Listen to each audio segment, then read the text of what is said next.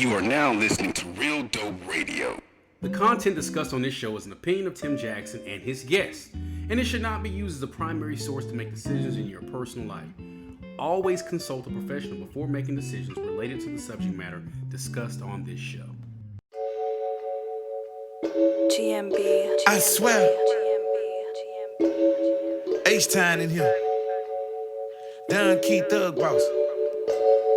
Here we go.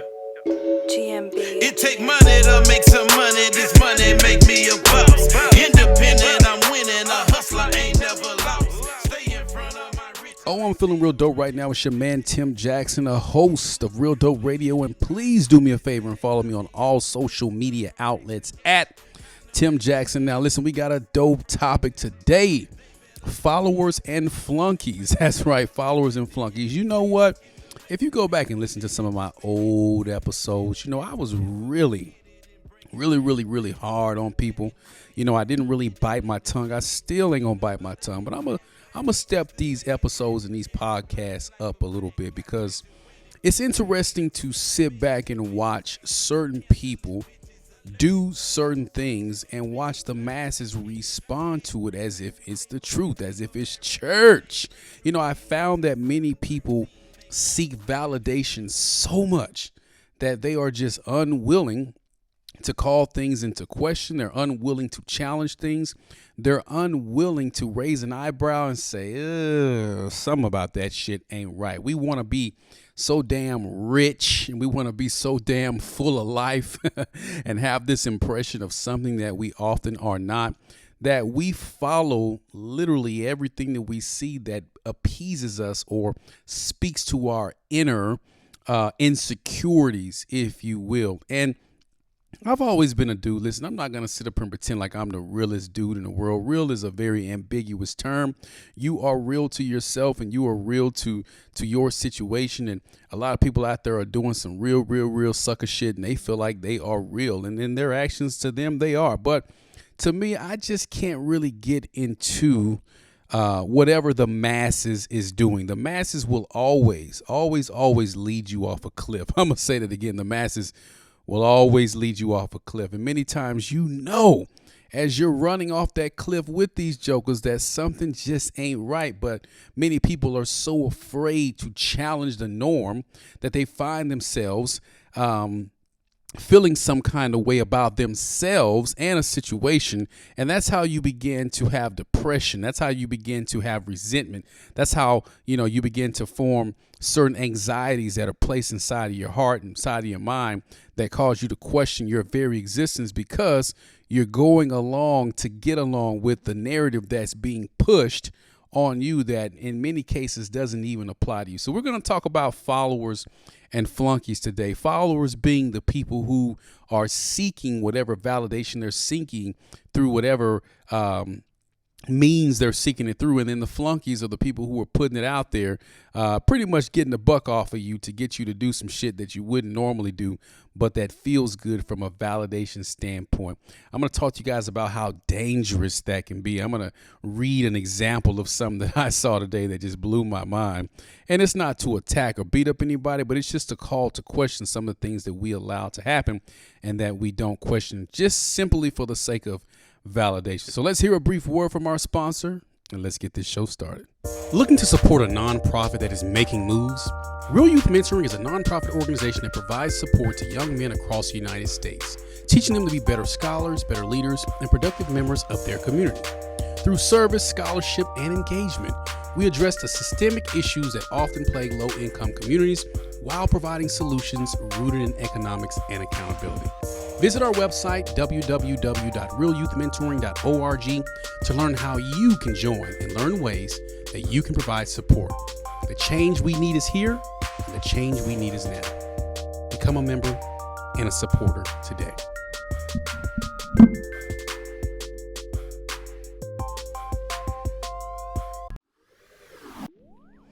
All right, let's get into it. First things first, shout out to all of those who support Real Youth Mentoring. We are a nonprofit organization that does specializes in teaching young black men how to be better citizens. Teaching them about entrepreneurship, leadership, so many different aspects of life. that they need to learn at a very young age so that they can apply it and become better citizens. But check this out.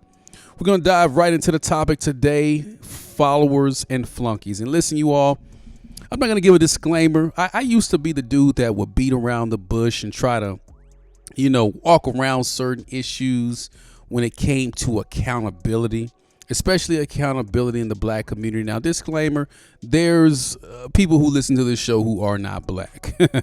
All right. I want you all to listen to this show and think of it from the standpoint of just accountability, because yes, I'm going to speak to my people. I'm going to, empower and give information. Many of the information that I give, though, applies across the board. And if people would just get on board and understand the role that they play in certain situations, then we will realize that our lives would be a whole lot more easier to navigate if we didn't, play the role that society is dictating us to play. So let me just talk about this, man. Let me hop into this. Let me be real with you guys. One of the things about me is that, I sit back and I observe a lot. And I've always been the type of person to point out the inconsistencies of man, even the inconsistencies in myself. Hell, for starters, man, with this podcast, I don't have a set schedule. Sometimes you might get 50 or 60 episodes back to back. Then you won't hear from my ass for a year. That's just how it be sometimes, But when I say the inconsistencies, I'm mainly talking about things that are not going to produce a better life for us. You see, the content that I produce for this show is designed for you to take it, apply what works, trash what doesn't, and keep it moving. You're not going to hurt my feelings, right? But what I want you all to understand is that there are so many factions out there working against a purpose-driven life. They're working against you making decisions that are going to put you in positions long-term to benefit yourself, your family, and others around you in such a positive way that it could literally change mankind. And I don't want to sound like a kumbaya guy, because I'm not. I'm all about doing what you need to do to get where you need to get, as long as it's not anything that's immoral or illegal, or that's going to put you in a situation where you have to cast people out and cast people away and abandon certain ideals that'll be good for certain group principles. But I will say that it's important for you to understand the role that you play in your own destruction. Now, check this out. As I scroll through my social media feeds on a daily basis, like clockwork, every 4 to 5 images I see is going to be an ad. Typically, that ad is going to target me based on what I've been watching. If I keep my cursor or keep my page on a certain post for too long, then what's going to happen is it's going to suggest posts that look like that. I think there's a movie called The Social Dilemma. I believe that's the name of it, that talks about how social media works and how it works on the brain. And like many people, you guys, I can get caught up in social media. I find myself sometimes sitting on social media, wasting my day away, looking up like, damn, where did the time go? But one thing that I see a lot, especially when I go to pages that, that I like to follow, is that I see a lot of dreams being sold.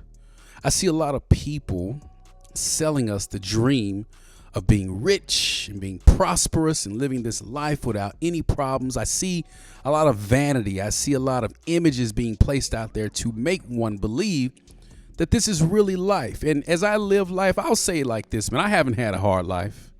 I've had some struggles, what the song says, I've had some good days and some hills to climb.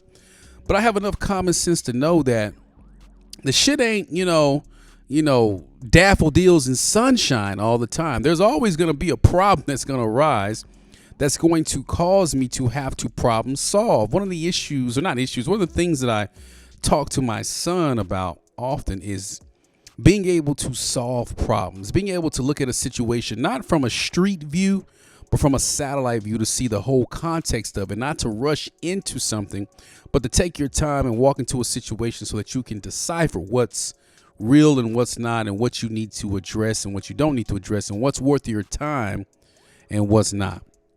And I see a lot of people selling false hope on the internet, and it's a catch-22, because, if you have information that's worth someone's attention and definitely worth their money, by all means, put it out there and see who's going to buy it. Hell, I created a credit course. I'm sure you'll start hearing the ads on that pretty soon. That course has been around for several years. But I teach people how to build and restore credit without needing credit repair, right? I firmly don't believe in credit repair. If you're listening to this and you're a credit repair person, get out your feelings. That's how I feel. I don't give a damn how you feel. That's my feeling. That's how I feel. All right. And I know some good credit repair people, but I feel like credit repair, when you go to have something repaired, is because you fucked it up. Right. So my thing is, I'm going to teach you how not to. You dig? And a lot of times what I see is with many of these courses that people are pushing on you, it's really selling you a dream and banking on the numbers and the ideas of knowing that, 85% of the people who purchase that course aren't going to even finish it. Many of them aren't going to even start it. Hell, I've purchased courses that have just been sitting in my inbox that I just wasted my money on because I felt like the idea was good at the time, but the actions behind the idea did not align. Now, check this out. I want to make it perfectly clear. I'll never, ever knock somebody for getting their hustle on and putting something together they feel like will help benefit your life. But I'm just not a fan of selling people dreams. I'm not a fan of the concept of following something because it makes you feel some kind of way or feel good, but not necessarily applying certain techniques or tactics because it's going to actually benefit you long term. So I don't want to cast this web of, everybody falls into the same category when it comes to educating people. No, but I want you all to understand as the follower that there are many flunkies out there who understand just that. You're going to see an image, you're going to place yourself in that image, and you're going to buy a product simply based on what it may look like to other people if you were on the other side of that image. And you guys, that's a really dangerous thing.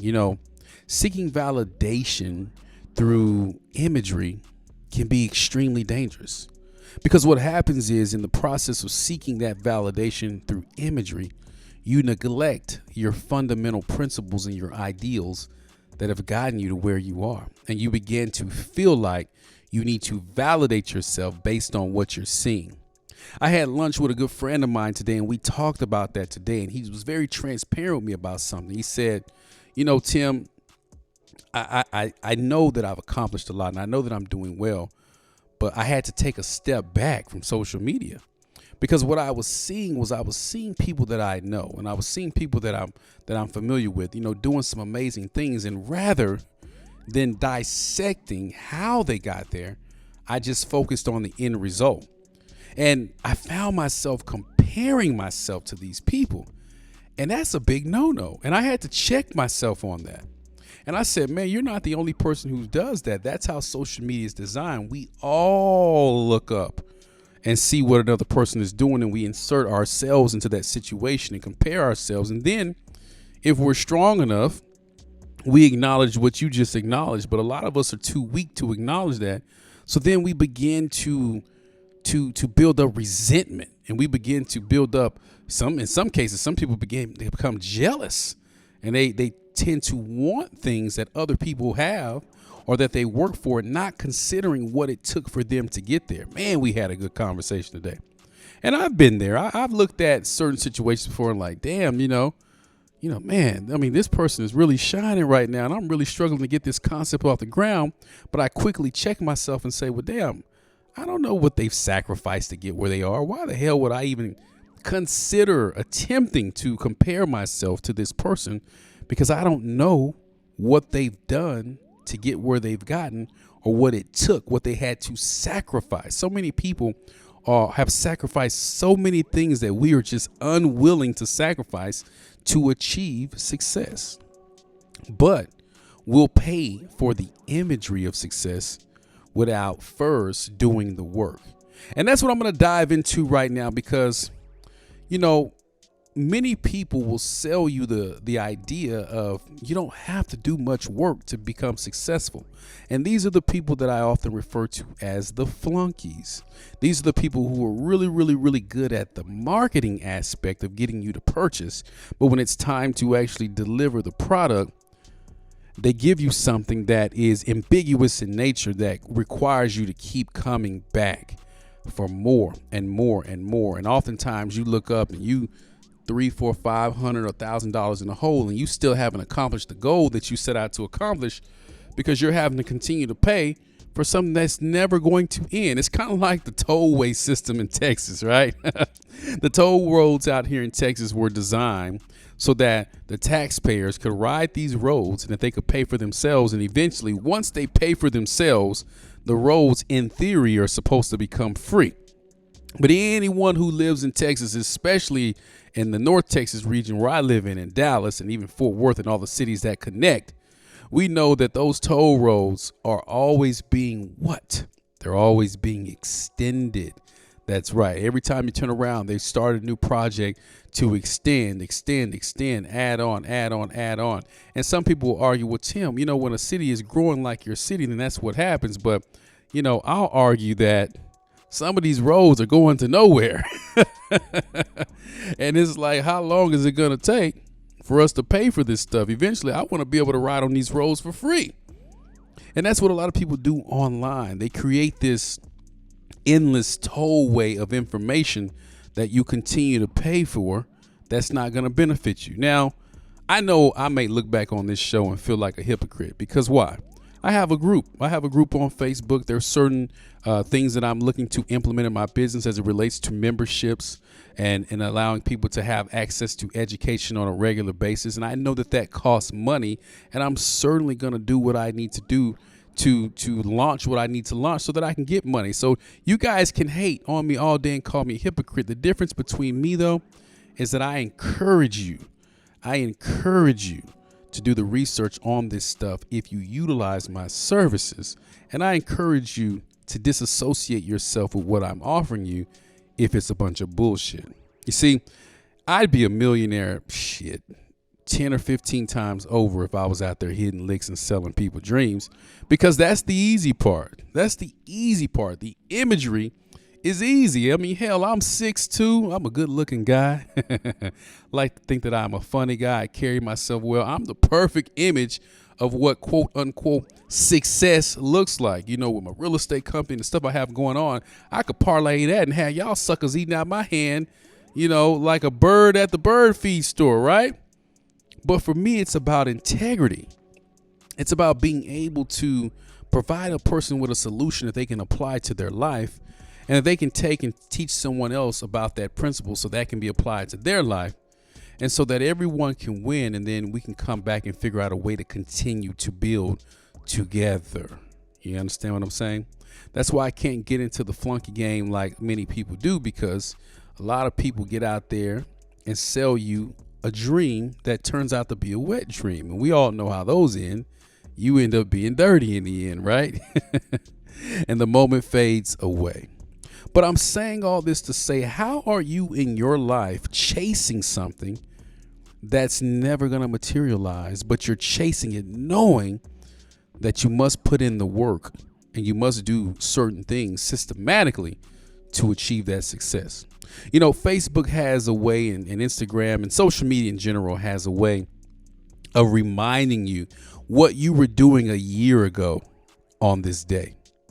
And sometimes I look up and I say, damn, I did that. That was just 5 years ago. I can't believe 5 years went by so fast. That was last year. I can't believe last year went by so fast. Time is extremely slow in real time, but it's extremely fast tomorrow. And what happens is we look back and we look up on all of the things that we've pursued through some of the avenues that were presented to us, but things that we never finished. And I'm notorious for starting stuff and not finishing it, guys. That's my Achilles heel, because I have so many broad ideas and so many vast conceptions of how things can be done. Even when I'm consulting my clients, sometimes I can find myself getting a little bit overwhelmed, and I have to reel myself in because I don't want to overwhelm them. But so many times we start something, we don't finish, and then we look up, it's been 2, 3, 4 years, and we're still talking about completing something. And we're running on to the next gimmick or the next flunky. And then we wonder why. Why is it that we find ourselves spinning and going in circles? Well, I'll tell you why. Because what you're doing is not purpose driven. It has nothing to do with the greater good of others or the greater good of those closest to you. It has everything to do with how you look to other people. I was just reading a post on social media from a person who used to be a radio personality here on one of the radio stations, and now this person is a comedian. And you know, I have a love-hate relationship with celebrities, you know what I'm saying? Because, you know, I understand that many celebrities are thrusted into certain positions so that, you know, we can follow them and mimic what they're doing. And many times mimicking them is purchasing certain products that, you know, certain advertisers or companies have essentially, you know, recruited them to push on us. And we follow their lifestyle. So I try my best to not do anything that a celebrity tells me to do. Like it has to be something that is just unfounded research that I can prove without a shadow of doubt that this ain't no bullshit. And this celebrity made a post talking about, well, let me just read the post. It was interesting. It was talking about the correlation of going to certain restaurants and looking a certain kind of way, right? So let me read this post. It says, it's a notice that says, polite notice, proper dress is required. Thank you for not wearing gym attire, sweatpants, tank tops, hats, clothing of offensive language or images, and exposed undergarments. Now, you know, on the surface, I get that. You know, you don't want anybody coming into your establishment showing their ass, right? But I also understand historically that businesses often discriminate against certain types of clientele by putting rules into place and then saying that we can deny you service. And culturally, there's just not enough time in the world to talk about how cultures is different and people do different things. You know, when I worked in corporate America, really when I got into real estate, I always believed that I had to dress up and look a certain way to get certain clients. But when I got into real estate in Frisco, and even when I worked in an office in North Garland, some of the top producers came into the office looking like they bought a bunch of shit off of the Walmart rack, wearing jeans in some cases, sandals, cowboy boots, you know, like they wore what they wanted to wear. That whole dress for the job you want and not the job you have. I've never heard a white person tell another white person that ever in my life, right? Ever in my life. That's only something that I've heard black people tell each other, because we have felt over the years that in order to be accepted by, you know, the dominant society, if you will, is that we conform and do what they want us to do. But what we often realize is that no matter what we do, the conformity will never work, because the goalposts will always be moved. That's why you see school districts preventing, you know, kids from graduating if they have dreadlocks, or locks. A lot of people don't like the word dread. Or you see companies not hiring people because they have hair a certain kind of way, or cornrows, or you're being discriminated against based on your hair or what you have on your head. And that's, you know, they don't care about your degree. They don't care about all the experience you have. They'll say you can't work here based on your hair. Now, unless this is some sort of paramilitary type of job, it shouldn't matter how my hair looks as long as I'm able to perform a task, right? But I'm getting off topic. Let me reel it back in. The point I'm making is that, you know, that sign is saying what they like. And the personality wrote this long post talking about, I don't know where to start with this. I've lived in Uptown since 2000. Never have I seen this disclaimer in so many restaurants lately. You know, back in 2000, what she failed to say was Uptown used to be the projects, and then it got gentrified. But I didn't go in on her on that part. I went in on something else. It's so sad. We come in looking any kind of way. She's a black lady, so she's assuming that it's only black people that's doing this. Until restaurant owners have to put up notice about dress attire. People ask me all the time, why did I stop posting locations? And this is why. I guess she's so cool. She don't post her location because she don't want y'all niggas to show up looking like Man, and Pookie. I have witnessed it myself, and it is really embarrassing to see people wearing their fur slippers, house shoe bodysuits, basketball shorts, and very revealing attire that's not suitable for restaurants. They don't know the menu, ordering frozen drinks in a steakhouse, walking up with 10 people with no reservation. Then they get mad because they can't accommodate their party. I do love to see people get exposure, but do your homework first. There's protocol for everywhere we go, and you can't expect to get in a 5-star restaurant looking like you just came from the club. I think it's unfair for people who enjoy fine dining and pay great for a good experience to have to deal with this type of behavior. I just wish we would try to do better, because no one is better than the other. I think this is a discussion that we need to have. Try to be more mindful of your environment. My God, goodness gracious. I know who would have been inside of the plantation and who wouldn't have been inside the plantation. She would have been serving lemonade. You know, I just, don't get me wrong, man. I can't stand to see somebody sagging and having pants hanging off their ass, and but this is a person who was a radio host on a hip hop station for like 20 years. Like, you promoted this shit. You promoted this. You promoted this. Now all of a sudden you feeling some kind of way? Like, come on now. I'm not saying that people can't change, but damn, right? And then I'm looking at the comments and people are really agreeing. Like, yeah, I agree with you. But then my thing is, well, these type of signs are going to lead to people also saying that you can't do other things. And then you're going to feel some kind of way when you're getting discriminated against. And listen, you guys, listen. I'm just keeping it real with you guys. Many of the celebrities that are put in front of us to deter us from being able to think. That's why I always say I don't want to be a celebrity, man. I just want to be a solid dude that y'all come to for advice from time to time. Like I said, eat the meat, throw away the bones. If it don't apply, let it fly, But I couldn't be a celebrity.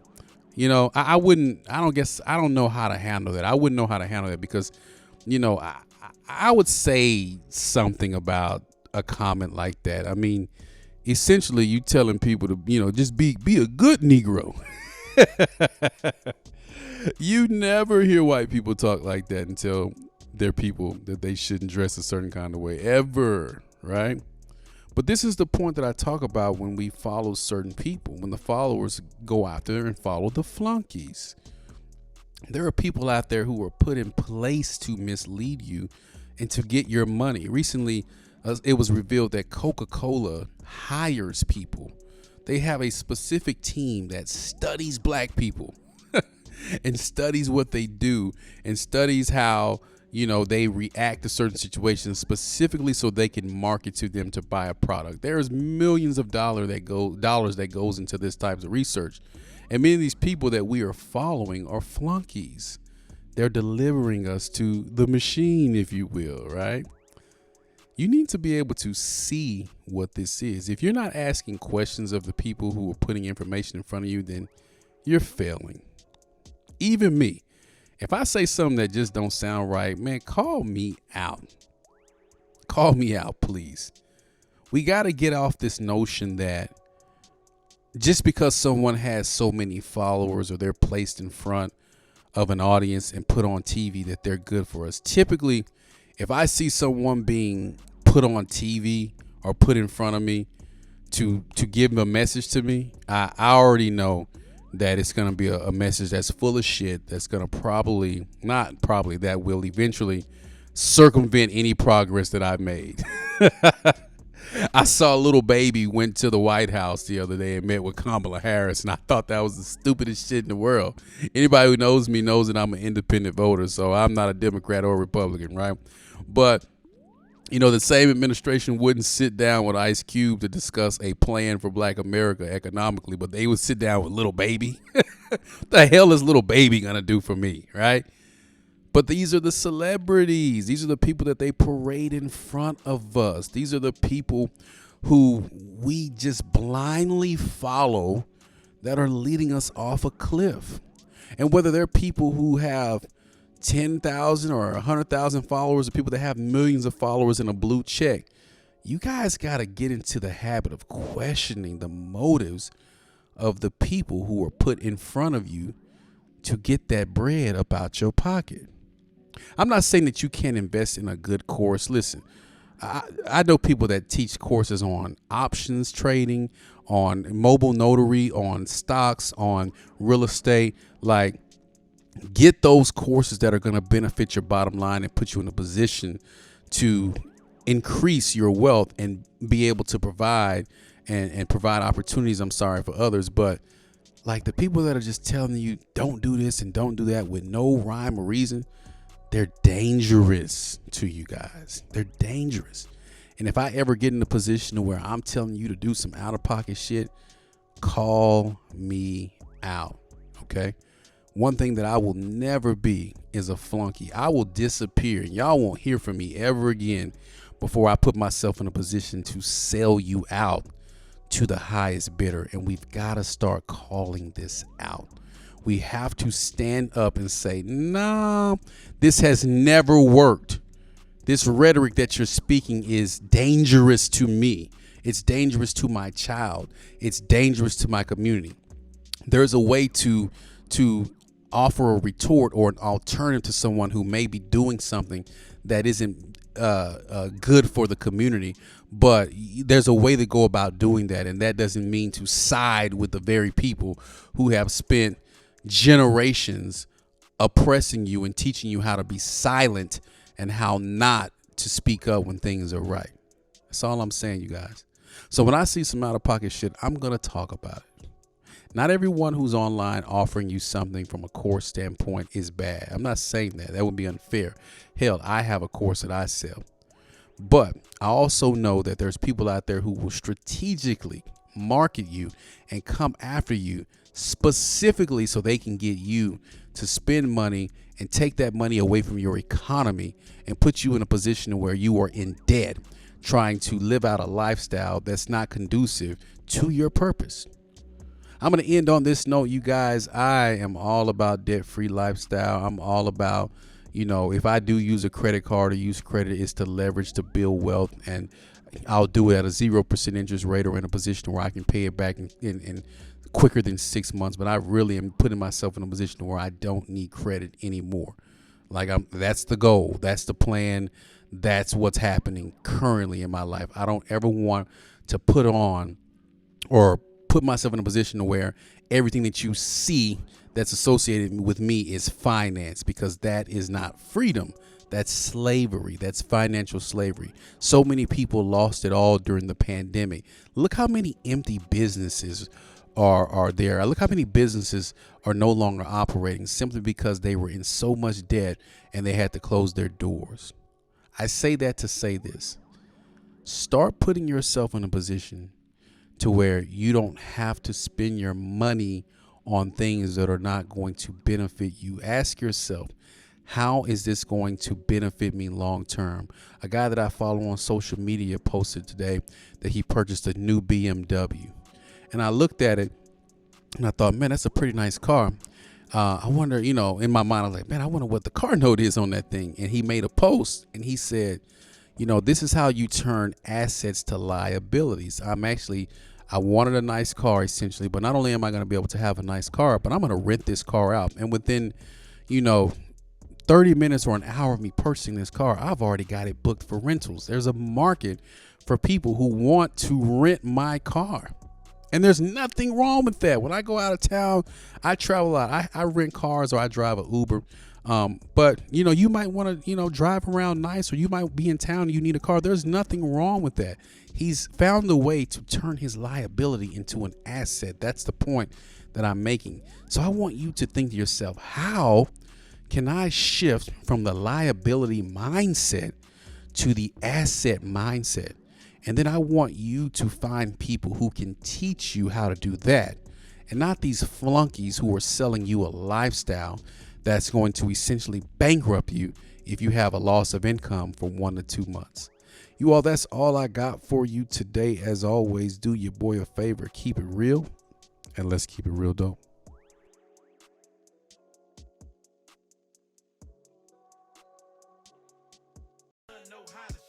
Thank you for listening to Real Dope Radio. Please like, subscribe, and share these broadcasts with everyone you know. We got to get the information out there. Visit www.realdopetim.com Pick up your copy of the book, Real Dope, an in-depth comparison between real estate and the dope game. And as always, follow me on all social media outlets at Tim Jackson Now. Let's get it.